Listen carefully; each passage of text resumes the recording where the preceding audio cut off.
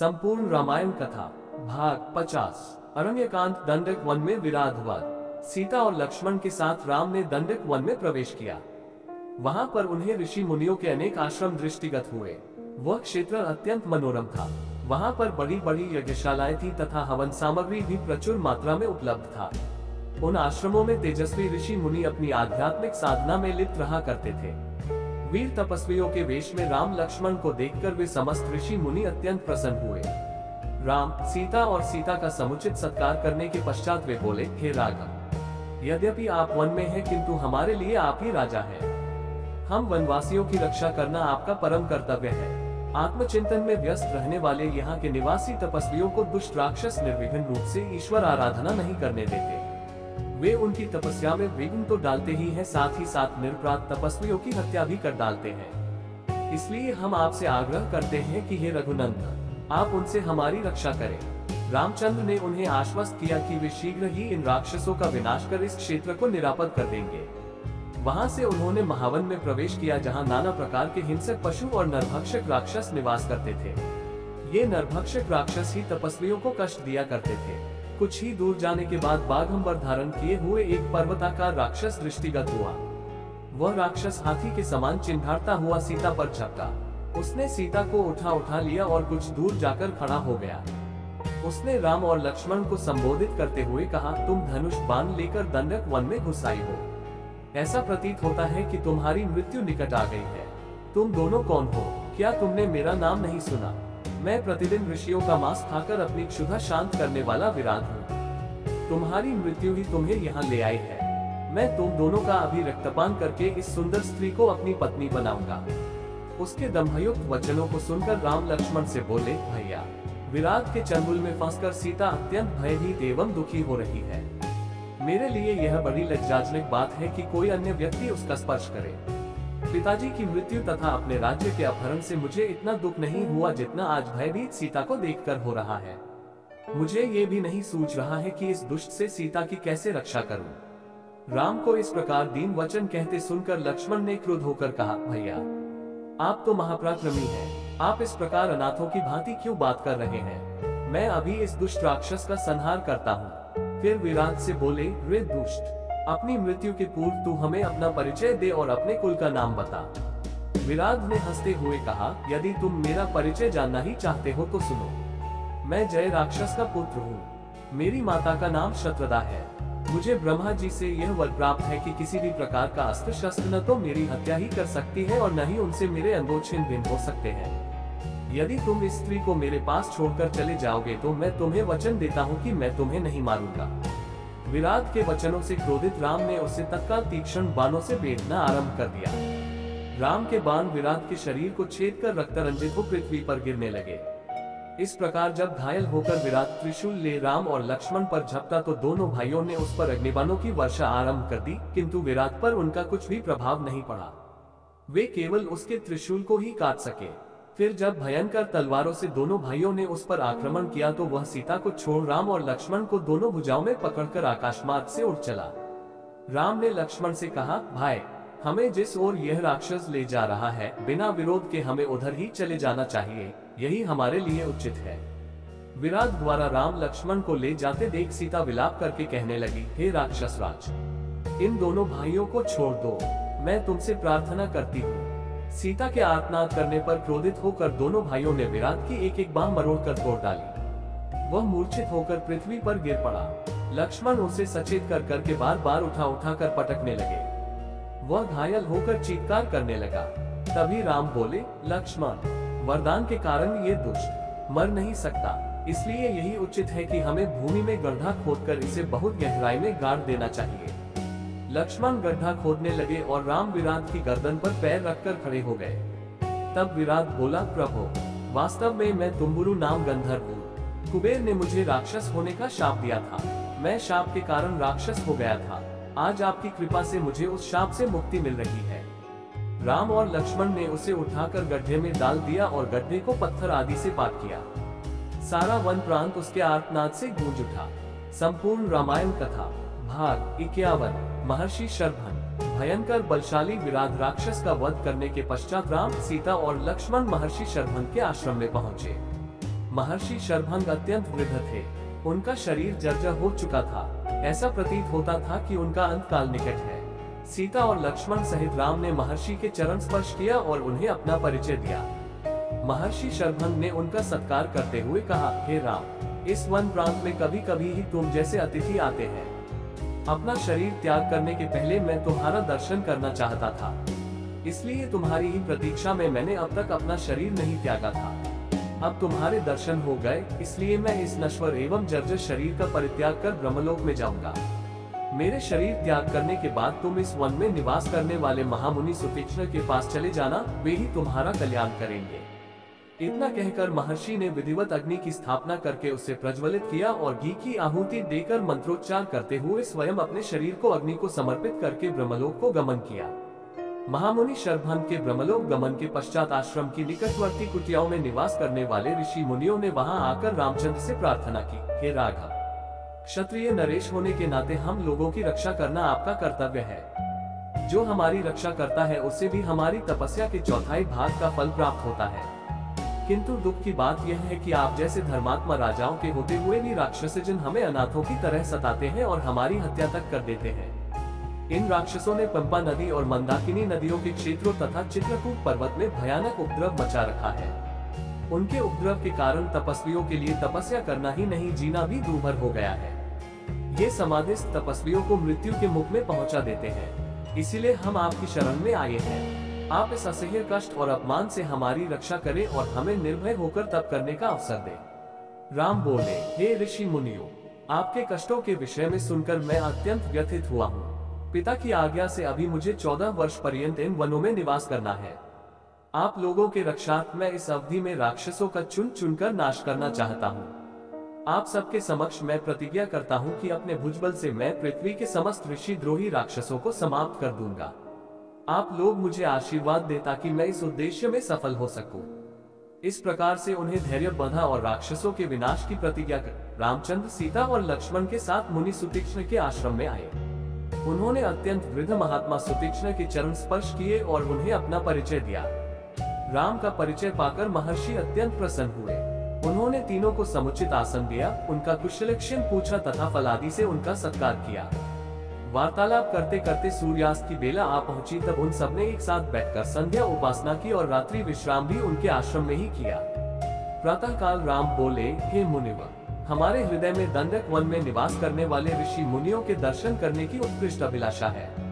हमने सुना है कि यहाँ ऐसे अनेक ऋषि मुनि हैं जो सहस्त्रों वर्षों से केवल फलाहार करके तपस्या करते हुए सिद्धि को प्राप्त कर चुके हैं। ऐसे महात्माओं के दर्शनों से जन्म जन्मांतर के पाप नष्ट हो जाते हैं। इसलिए आप हमें जाने की आज्ञा दीजिए।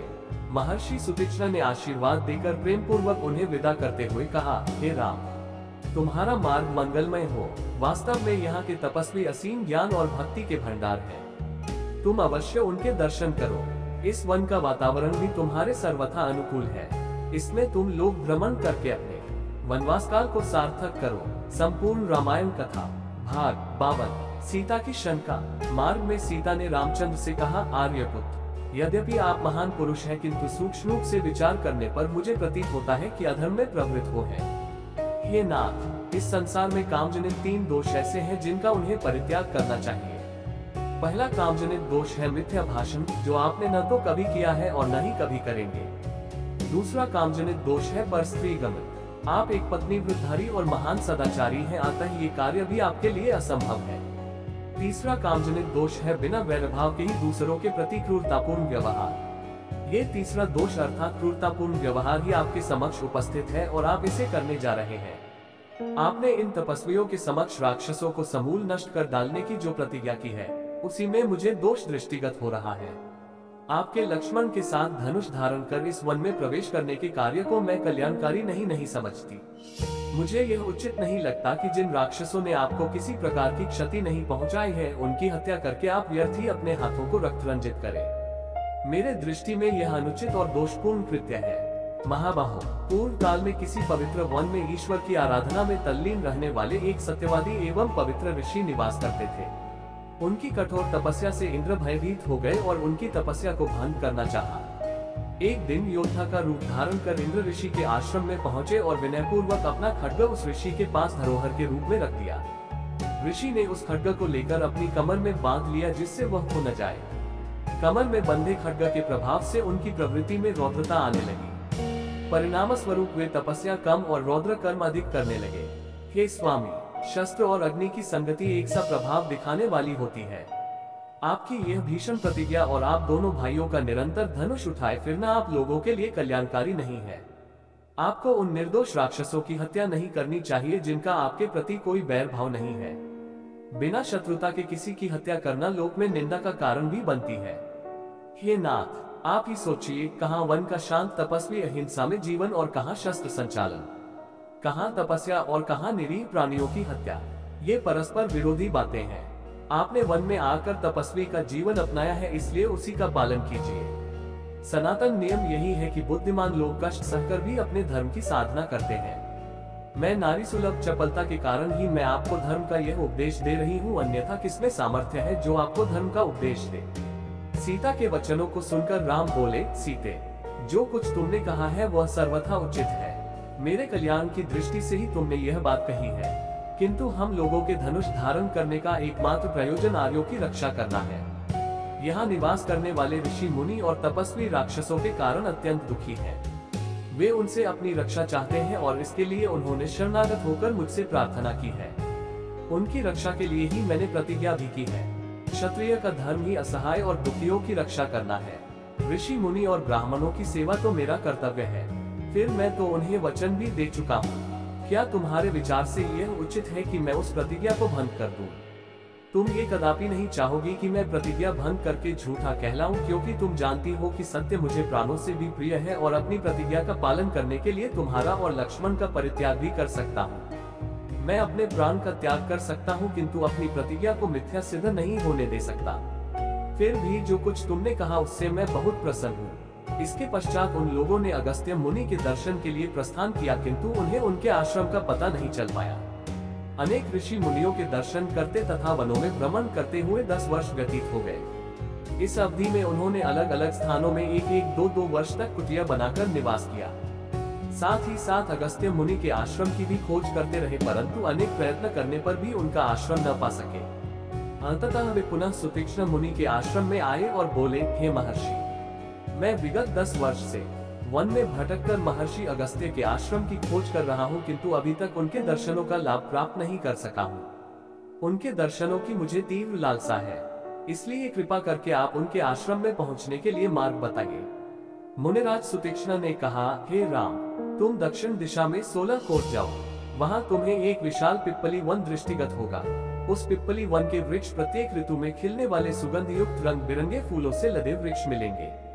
उन पर नाना प्रकार की बोलियों में कलरव करते हुए असंख्य पक्षी होंगे।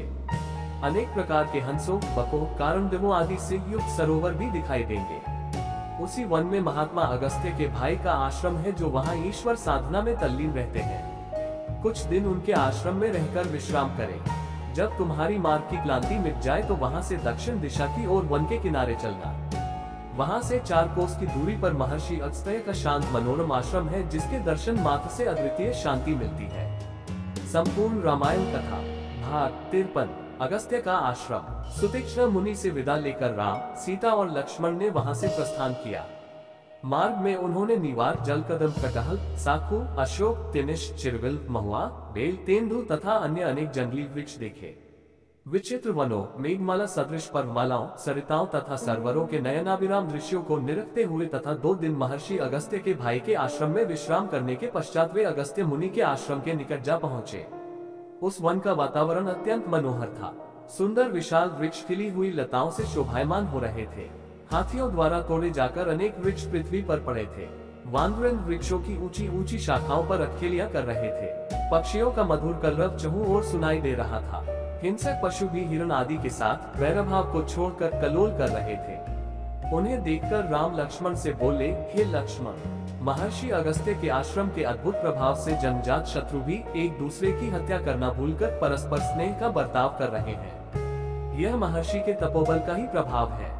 यहाँ आकर राक्षस भी उपद्रव करना भूल जाते हैं। मैंने सुना है कि महर्षि अगस्त्य से प्रभावित होकर अनेक राक्षसों ने अपनी तामसी वृत्ति को त्याग दिया है और महर्षि के अनन्य भक्त बन गए हैं। इस युग के ऋषि मुनियों में महामुनि अगस्त्य का स्थान सर्वोपरि है। उनकी कृपा से यहाँ के देवता, राक्षस, यक्ष, गंधर्व, नाग, किन्नर आदि सब मानवीय धर्मों का पालन करते हुए अत्यंत प्रेम पूर्वक अपना जीवन यापन करते हैं। इस शांतिप्रद वन में चोर, डाकू, लंपट, दुराचारी व्यक्ति आने का साहस नहीं करते। ऐसे महात्मा महर्षि के दर्शन का सौभाग्य आज हमें प्राप्त होगा। तुम आश्रम में जाकर मेरे आने की सूचना दो। राम की आज्ञा पाकर लक्ष्मण आश्रम के भीतर गए और महर्षि के एक शिष्य से बोले, हे सौम्य, कृपा करके तुम महर्षि अगस्त्य को सादर सूचित करो कि अयोध्या के तेजस्वी सम्राट दशरथ के ज्येष्ठ पुत्र श्री रामचंद्र जी अपनी पत्नी जनकनंदिनी सीता के साथ उनके दर्शन के लिए पधारे हैं। वे आश्रम में प्रवेश की अनुमति की प्रतीक्षा कर रहे हैं। शिष्य से लक्ष्मण का संदेश सुनकर अगस्त्य मुनि बोले, तुमने यह अत्यंत आनंददायक समाचार सुनाया है। राम की प्रतीक्षा करते हुए मेरे नेत्र थक गए थे। तू जल्दी से जाकर राम को सीता और लक्ष्मण के साथ मेरे पास ले आ। शिष्य राम, सीता और लक्ष्मण को लेकर मुनि के पास पहुंचा, जो पहले से ही उनके स्वागत के लिए कुटिया के बाहर आ चुके थे। तेजस्वी मुनि को स्वयं स्वागत के लिए बाहर आया देख राम ने श्रद्धा से सिर झुकाकर उन्हें प्रणाम किया। सीता और लक्ष्मण ने भी उनका अनुसरण किया। अगस्त्य मुनि ने प्रेम पूर्वक उन सबको बैठने के लिए आसन दिए। कुशलक्षेम पूछने तथा फल फूलों से उनका सत्कार करने के पश्चात वे बोले, हे राम, मैंने 10 वर्ष पूर्व तुम्हारे दंडक वन में प्रवेश करने का समाचार सुना था। उसी समय से मैं तुम्हारी प्रतीक्षा कर रहा हूँ। यह मेरा सौभाग्य है कि आज मेरी इस कुटिया में तुम जैसा धर्मात्मा, सत्यपरायण, प्रतिज्ञा पालक, पितृभक्त अतिथि आया है। मेरी कुटिया तुम्हारे आगमन से धन्य हो गई है। इसके पश्चात महर्षि ने राम को कुछ दैवी अस्त्र शस्त्र देते हुए कहा, हे राघव, देवासुर संग्राम के समय से ये कुछ दिव्य अस्त्र मेरे पास रखे थे, आज इन्हें मैं तुम्हें देता हूँ। इनका जितना उचित उपयोग तुम कर सकते हो, अन्य कोई धर्मपरायण योद्धा नहीं कर सकता। इस धनुष का निर्माण विश्वकर्मा ने स्वर्ण और वज्र के सम्मिश्रण से किया है। ये बाण स्वयं ब्रह्मा जी ने दिए थे। सूर्य के समान देदीप्यमान ये बाण कभी व्यर्थ नहीं जाते। इंद्र के द्वारा प्रदत्त ये तरकस भी मैं तुम्हें दे रहा हूँ। इनमें अग्नि की भांति दाहक बाण भरे हुए हैं।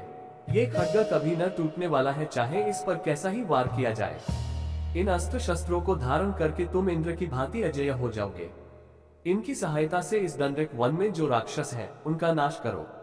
राम ने महर्षि के इस उपहार के लिए उन्हें अनेक धन्यवाद दिए और बोले, मुनिराज, आपने मुझे इन अस्त्र शस्त्रों के योग्य समझा। यह आपकी मुझ पर अत्यंत अनुकंपा है, जो मैं अवश्य ही इनका उचित उपयोग करने का प्रयास करूंगा। मुनि ने कहा, नहीं राम, इसमें अनुकंपा की कोई बात नहीं है। तुम मेरे आश्रम में आने वाले असाधारण अतिथि हो। तुम्हें देखकर मैं कृतकृत्य हो गया हूँ। लक्ष्मण भी कम महत्वपूर्ण अतिथि नहीं है। ऐसा प्रतीत होता है कि इनकी विशाल बलिष्ठ भुजाएं विश्व पर विजय पताका फहराने के लिए ही बनाई गई है। और जानकी का तो पति प्रेम तथा पति निष्ठा संसार की स्त्रियों के लिए अनुकरणीय आदर्श है। इन्होंने कभी कष्टों की छाया भी नहीं देखी, तो भी केवल पति भक्ति के कारण तुम्हारे साथ इस कठोर वन में चली आई है। इनका अनुकरण करके सन्नारियां स्वर्ग की अधिकारिणी हो जाएंगी। तुम तीनों को अपने बीच में पाकर मेरा हृदय प्रफुल्लित हो उठा है। तुम लोग लंबी यात्रा करके आए हो, थक गए होगे, अतएव अब विश्राम करो। मेरी तो इच्छा यह है कि तुम लोग वनवास की शेष अवधि यही व्यतीत करो। यहाँ तुम्हें किसी प्रकार का कष्ट न होगा। ऋषि के स्नेहयुक्त वचन सुनकर राम ने हाथ जोड़कर उत्तर दिया, हे मुनिराज, जिनके दर्शन बड़े बड़े राजा महाराजाओं तथा दीर्घकाल तक तपस्या करने वाले ऋषि मुनियों को भी दुर्लभ है, उनके दर्शन का सौभाग्य मुझे आज प्राप्त हुआ है। भला इस संसार में मुझसे बढ़कर भाग्यशाली कौन होगा। आपकी इस महान कृपा और अतिथि सत्कार के लिए मैं सीता और लक्ष्मण सहित आपका अत्यंत कृतज्ञ हूँ। आपकी आज्ञा का पालन करते हुए हम लोग आज की रात्रि अवश्य यही विश्राम करेंगे, किंतु वनवास की शेष अवधि आपके मनोरम आश्रम में हृदय से चाहते हुए भी बिताना संभव नहीं होगा। मैं आपकी तपस्या में किसी भी प्रकार की बाधा उपस्थित नहीं करना चाहता, परंतु आपकी सत्संगति के लाभ से भी वंचित नहीं होना चाहता। इसलिए कृपा करके आपके इस आश्रम के निकट ही कोई ऐसा स्थान बताइए जो फलयुक्त वृक्षों, निर्मल जल तथा शांत वातावरण से युक्त सघन वन हो। वहां मैं आश्रम बनाकर निवास करूंगा। अगस्त्य मुनि ने कुछ क्षण विचार करके उत्तर दिया, हे राम, तुम्हारे यहाँ रहने से मुझे कोई असुविधा नहीं होगी। यदि फिर भी तुम किसी एकांत स्थान में अपना आश्रम बनाना चाहते हो तो यहाँ से 8 कोस दूर पंचवटी नामक महावन है। वह स्थान वैसा ही है जैसा तुम चाहते हो। वहाँ पर गोदावरी नदी बहती है। वह स्थान अत्यंत रमणीय, शांत, स्वच्छ एवं पवित्र है। सामने जो मधुक वन दिखाई देता है, उत्तर दिशा से पार करने के पश्चात तुम्हें एक पर्वत दृष्टिगोचर होगा। उसके निकट ही पंचवटी है। वह स्थान इतना आकर्षक है कि उसे खोजने में तुम्हें कोई कठिनाई नहीं होगी। मुनि का आदेश पाकर संध्या वंदन आदि करके राम ने सीता और लक्ष्मण के साथ रात्रि अगस्त्य मुनि के आश्रम में ही विश्राम किया। प्रातःकालीन कृत्यों से निवृत्त होकर महामुनि से विदा हो राम ने अपनी पत्नी तथा अनुज के साथ पंचवटी की ओर प्रस्थान किया। संपूर्ण रामायण कथा भाग 54। पंचवटी में आश्रम। पंचवटी की ओर जाते समय मार्ग में राम, सीता और लक्ष्मण की दृष्टि एक विशालकाय वृद्ध पर पड़ी। लक्ष्मण ने उसे कोई राक्षस समझा और उसका परिचय पाने के उद्देश्य से उससे पूछा, तुम कौन हो? इस प्रश्न के उत्तर में उसने मधुर वाणी में कहा, तात, मैं आपके पिता का मित्र हूँ। मैं गृध्र जाति के यशस्वी व्यक्ति अरुण का पुत्र हूँ और मेरा नाम जटायु है। कृपा करके आप मुझे अपने साथ रहने की अनुमति दे ताकि आपके साथ रहकर मैं सेवक की भांति आपकी सेवा कर सकूं। इस प्रकार से अनुमति प्राप्त कर वह राम और लक्ष्मण के साथ चलने लगा। पंचवटी पहुंचने पर राम ने लक्ष्मण से कहा, सौम्य, महर्षि अगस्त्य ने हमें जिस स्थान का परिचय दिया था वहां हम पहुंच चुके हैं। यही पंचवटी प्रदेश है। सामने गोदावरी नदी भी प्रवाहित हो रही है। अतः तुम किसी जलाशय के निकट रमणीय दृश्य वाले योग्य स्थान का चयन करके उस पर आश्रम बनाने की तैयारी करो। लक्ष्मण ने आश्रम बनाने के लिए गोदावरी के तट पर एक स्थान का चयन किया जहां पर पुष्पों से लदे वृक्ष अत्यंत मनोहर प्रतीत हो रहे हैं। वह स्थान चारों तरफ से पुष्पों, गुल्मों तथा लतावल्लरियों से युक्त साल, ताल, तमाक, खजूर, कटहल, जलकदम, तिनिश, पुन्नाग, आम, अशोक, तिलक, केवड़ा, चंपा, स्यंदन, चंदन, कदम, परनास, लकुच, धव, अश्वकर्ण, खैर, शमी, पलाश आदि वृक्षों से घिरा हुआ था। निकट ही गोदावरी नदी प्रवाहित हो रही थी जिसमें हंस और कारंडव आदि पक्षी विचर रहे थे। चकवे उसकी शोभा बढ़ाते थे और पानी पीने के लिए आए हुए मृगों के झुंड उसके तट पर छाए रहते थे। लक्ष्मण ने वहां पर लकड़ियों तथा घास फूसों की सहायता से शीघ्रता पूर्वक एक कुटिया का निर्माण कर लिया।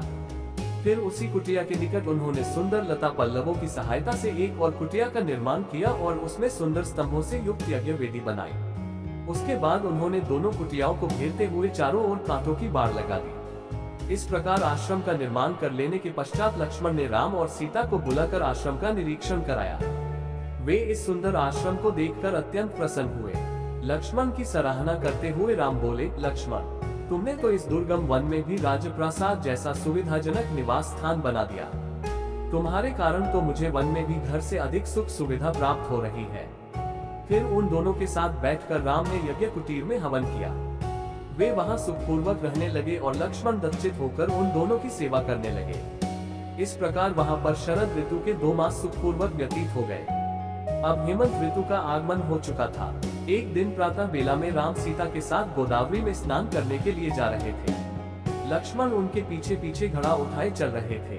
सरिता के तट पर पहुंचने पर लक्ष्मण को ध्यान आया कि हेमंत ऋतु रामचंद्र जी की सबसे प्रिय ऋतु रही है।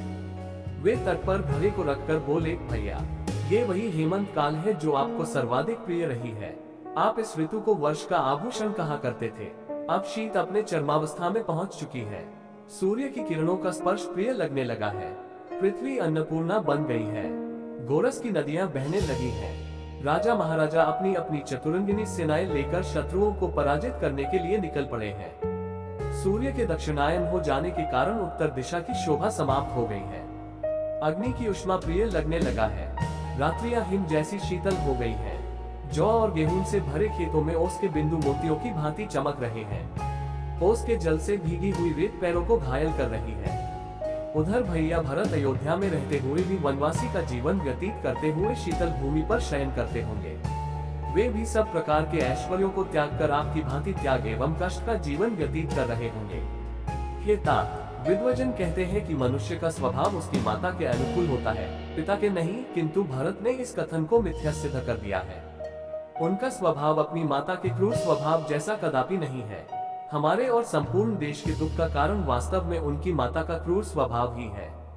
लक्ष्मण के कैकेयी के लिए निंदा भरे अंतिम वाक्यों को सुनकर राम बोले, लक्ष्मण, इस प्रकार तुम्हें माता कैकेयी की निंदा नहीं करना चाहिए। वनवास में हमने तापस धर्म ग्रहण किया है और तपस्वी के लिए किसी की निंदा करना या सुनना दोनों ही पाप है। कैकेयी जैसी भरत की माता है, वैसी ही हमारी भी माता है। हमें भरत के द्वारा चित्रकूट में आकर कहे हुए विनम्र, मधुर एवं स्नेहयुक्त वचनों को ही स्मरण रखना चाहिए। मैं तो हम चारों भाइयों के पुनः प्रेम पूर्वक मिलन वाले दिन की व्यग्रता से प्रतीक्षा कर रहा हूँ। इस प्रकार भरत के वियोग में व्याकुल राम सीता और लक्ष्मण के साथ गोदावरी के शीतल जल में स्नान करके अपने आश्रम वापस आए। संपूर्ण रामायण कथा भाग 55। शूर्पणखा आ पहुंची। पंचवटी के अपने आश्रम में रामचंद्र सीता के साथ सुखपूर्वक रहने लगे। एक दिन जब राम और लक्ष्मण वार्तालाप कर रहे थे तो वहां पर अकस्मात रावण की बहन शूर्पणखा नामक राक्षसी आ पहुंची। वह राम के तेजस्वी मुखमंडल, कमल नयन तथा नीलांबुज सदृश शरीर की कांति को चकित होकर देख रही थी। राम का मुख सुंदर था किंतु शूर्पणखा का मुख अत्यंत कुरूप था। राम का कटिप्रदेश एवं उदर क्षीण था किंतु शूर्पणखा बेडौल लंबे पेट वाली थी। राम के नेत्र विशाल एवं मनोहर थे किंतु शूर्पणखा की आंखें कुरूप तथा डरावनी थी। राम की वाणी मधुर थी किंतु शूर्पणखा भैरवनाद करने वाली थी। राम का रूप मनोहर था किंतु शूर्पणखा का रूप विभत्स एवं विकराल था। उन्हें देखकर उसके हृदय में वासना का भाव जागृत हो उठा। इच्छानुसार रूप धारण करने वाली वह राक्षसी मनोहर रूप बनाकर राम के पास पहुंची और बोली, तुम कौन हो? राक्षसों के इस देश में तुम कैसे आ गए? तुम्हारा वेश तो तपस्वियों जैसा है किंतु हाथों में धनुष बाण भी है, साथ में स्त्री भी है। ये बातें परस्पर विरोधी है। तुम मुझे अपना परिचय दो। राम ने सरल भाव से कहा, हे देवी, मैं अयोध्या के चक्रवर्ती नरेश महाराजा दशरथ का ज्येष्ठ पुत्र राम हूँ। मेरे साथ मेरा छोटा भाई लक्ष्मण और जनकपुरी के महाराज जनक की राजकुमारी तथा मेरी पत्नी सीता है। पिताजी की आज्ञा से हम 14 वर्ष के लिए वनों में निवास करने के लिए आए हैं। यही हमारा परिचय है। अब तुम अपना परिचय देकर मेरी इस जिज्ञासा को शांत करो, क्योंकि मुझे प्रतीत होता है कि तुम कोई इच्छानुसार रूप धारण करने वाली राक्षसी हो। राम के प्रश्न का उत्तर देते हुए वह राक्षसी बोली, मेरा नाम शूर्पणखा है।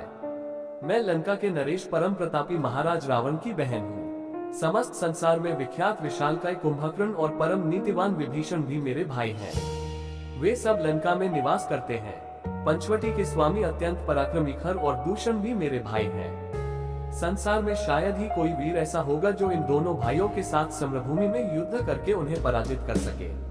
मैं सर्व प्रकार से संपन्न हूँ और अपनी इच्छा तथा शक्ति से समस्त लोकों में विचरण कर सकती हूँ। ये तुम्हारी पत्नी सीता मेरी दृष्टि में कुरूप, ओछी, विकृत मानवी है और तुम्हारे योग्य नहीं है।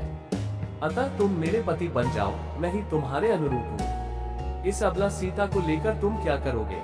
तुम्हारी भार्या बनने के पश्चात मैं तुम्हारे भाई और सीता को खा जाऊंगी और तुम्हारे साथ विचरण करूंगी। उसके प्रस्ताव के उत्तर में राम मुस्कुराते हुए बोले, भद्रे, तुम देख रही हो कि मैं विवाहित हूँ और मेरी पत्नी मेरे साथ है। हाँ, मेरा भाई लक्ष्मण यहाँ अकेला है। वह सुंदर, शीलवान एवं बल पराक्रम से संपन्न है। यदि तुम चाहो तो उसे सहमत करके उससे विवाह कर सकती हो। राम का उत्तर सुन शूर्पणखा ने लक्ष्मण के पास जाकर कहा, हे राजकुमार, तुम सुंदर हो और मैं युवा हूँ। तुम्हारे इस सुंदर रूप के योग्य मैं ही हूँ, अतः मैं ही तुम्हारी परम सुंदरी भार्या हो सकती हूँ। मुझे अंगीकार कर लेने पर तुम मेरे साथ इस दंडकारण्य में सुखपूर्वक विचरण कर सकोगे। शूर्पणखा के इस विवाह प्रस्ताव को सुनकर वाक्पटु लक्ष्मण ने कहा, सुंदरी, मैं राम का एक तुच्छ सा दास हूँ। मुझसे विवाह करके तुम केवल दासी कहलाओगी। अच्छा यही है कि तुम राम से ही विवाह करके उनकी छोटी भार्या बन जाओ। तुम्हारा रूप सौंदर्य उन्हीं के योग्य है। लक्ष्मण के परिहास को न समझकर शूर्पणखा ने उसे अपनी प्रशंसा समझा। वह पुनः राम के पास जाकर क्रोध से बोली, हे राम, इस कुरूपा सीता के लिए तुम मेरा विवाह प्रस्ताव अस्वीकार करके मेरा अपमान कर रहे हो। इसलिए पहले मैं इसे ही मारकर समाप्त किए देती हूँ, फिर तुम्हारे साथ विवाह करके मैं अपना जीवन आनंद पूर्वक व्यतीत करूंगी। इतना कहकर प्रचंड क्रोध करती हुई शूर्पणखा विद्युत वेग से सीता पर झपटी। राम ने उसके इस आकस्मिक आक्रमण को तत्परता पूर्वक रोका और लक्ष्मण से बोले, हे वीर, इस दुष्टा राक्षसी से अधिक वाद विवाद करना या इसके साथ हास्य विनोद करना उचित नहीं है। इसने तो जानकी की हत्या ही कर डाली होती। तुम्हें इस कुरूपा और कुलटा राक्षसी को उसके किसी अंग से विहीन कर देना चाहिए। राम की आज्ञा पाते ही लक्ष्मण ने तत्काल खड्ग निकाला और दुष्टा शूर्पणखा के नाक कान काट डाले। पीड़ा और घोर अपमान के कारण रोती हुई शूर्पणखा अपने भाइयों खरदूषण के पास पहुंची और घोर चीत्कार करके उनके सामने गिर पड़ी।